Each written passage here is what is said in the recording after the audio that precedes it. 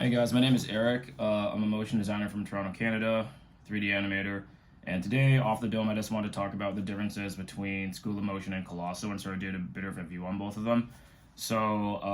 I've taken at least like 6 of each course on each website. So School of Motion, I checked out VFX Ascent, I checked out Lights, Camera, Action, Render, a bunch of their other courses, all the Cinema 4D related ones. I didn't do the 2D After Effects ones. This one's mostly for Cinema 4D people. And then I went on Colosso and I checked out maybe about 6 of their courses. I took Taehoon's, I took Woo-Sang's, I took a few others. And I just want to talk about some of the differences between these today because in Cinema 4D, I feel like we don't have like an infinite amount of training options. Grayscale Gorilla used to do a lot more tutorial work and stuff like that, but then like School of Motion came out and Colosso is sort of the most recent one. So let's start off with the instructors. So for School of Motion, I think his name is David Eru, or let's just call him David. So he's really good. The way he teaches is that he has a master's in neuroscience. So he's a lot more like cause and effect, like methodology sort of based. Watching his stuff almost feels like he has a science background. That's the best way I can describe it. He's really good at explaining things. It's in English, and I'd say he teaches probably from like a basic to like maybe an upper intermediate level. He doesn't do anything super complicated, but he does. He gives you like really good standard operating procedure for you to do things properly. Like I have about 6 years of experience in Cinema 4D, and he taught me a lot of little tricks and everything, and things I probably should have like cleaned up in terms of my workflow before, even in terms of just how to do it properly and stuff like that. They just give you a lot of like good sort of processes. They give you some good sort of art direction, how to train your eye and stuff like that. And I'd probably recommend that as the first one.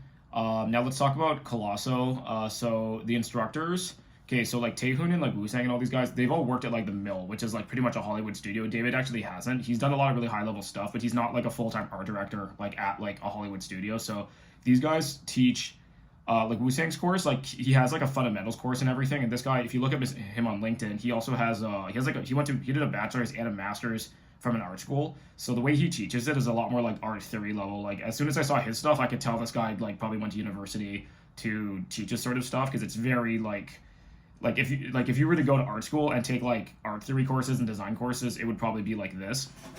So a lot more granular, and I would just say that their stuff is probably like intermediate to advanced. They do have some beginner friendly stuff there just for you to get the fundamentals and everything like that, but I'd almost say like School of Motion is like doing your bachelor's degree, and then doing like Colosso is almost like doing like your postdoc in terms of like you should probably already have fundamentals down because they're not going to go super deep into it.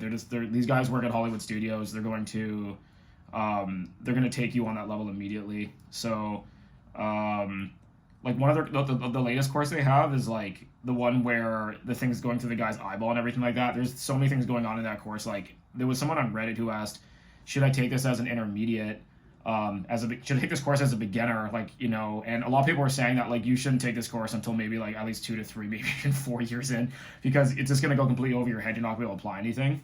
So yeah, those are the differences. Taehoon's story, like his course was really interesting because he actually talks about how he started in Korea working at Giant Step, didn't speak English, and then was applying at like studios in the US and actually had to move abroad to work there and stuff like that. So for like the Colosso, it's mostly designated for non-English speaking Korean students and stuff like that. So the whole thing is subtitled, which is okay. Like I know these are foreign language courses, but the courses are still worth taking because like the thought processes that these guys have because they work at a major Hollywood studio is the best. Like Taehoon, he explains how the mill works. Like he explains like if you get a job here, this is how it works. This is the corporate structure. This is the software you need to know to do your job. Like that's very, very helpful. Like David in School of Motion, he hasn't worked at these places, so he won't actually explain how these studios work because he hasn't done it himself. So it's like, you know, or if he has, like David, if you're watching this, let me know if you have. But like I didn't see that in your course.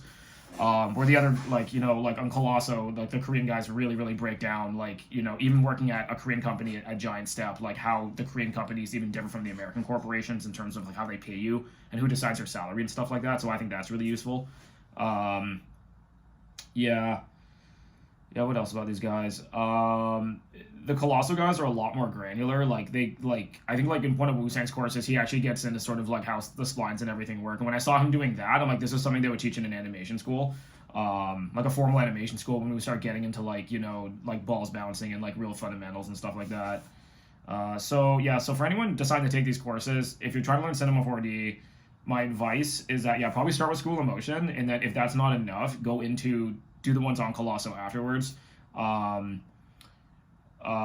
if you're like a native Korean speaker, maybe you can start off on Colosso if you want, if it's a bit more language difficulty. But I just found their courses like I found the courses on Colosso, they're very good fundamental courses, but like they're definitely higher level, and they're definitely more professional training courses. Like if someone gave me that course as my first Cinema 4D course, and my first one was Grayscale Gorilla, which is like really more simple, it would have been completely over my head. And like I'm 6 or 7 years in, and some of the stuff I'm watching them do, like I know how to do most of it, but like there's some things that I'm like I didn't even know you could do that, to be honest. So it's definitely higher level. Sometimes the Colosso website's a bit laggy. I had a bit of some server crashes on there a couple of times. They also have a screen recording software, so it's like you to even stream it on their platform, they have a bunch of anti-piracy software, and I think that kind of maybe sometimes causes some lag or whatever, but I understand they have to protect their information.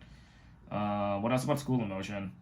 Yeah, so I don't know, guys. If you have any questions, let me know, but this is just sort of like my experience doing the Colosso versus like School of Motion, because I needed to get better. I needed to figure out how to get better and how to make things look better.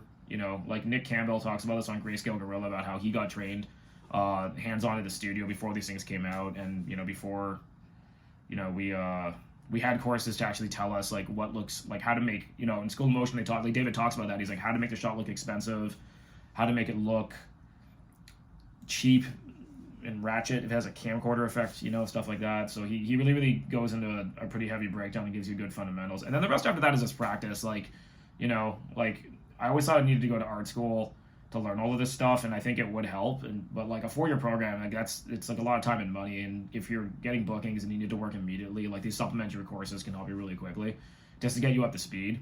Oh yeah, another thing too is that School of Motion, I think they have one thing on X particles, but they don't really go too heavily into that, and I don't really think they did any motion capture or anything else. Maybe they'll have some new courses in the future, but Colosso, like they had all the plugins and everything.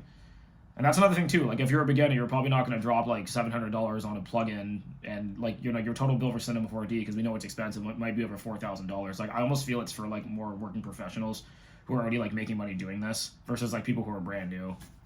Yeah. So anyways, thanks for watching my video, guys. If you guys have any questions, send me in the comments. That's just my 2 cents on this. And if David and Taehoon and like Woo Sang and all you guys are watching this, like shout out to you guys. You guys are amazing instructors. And yeah, thank you.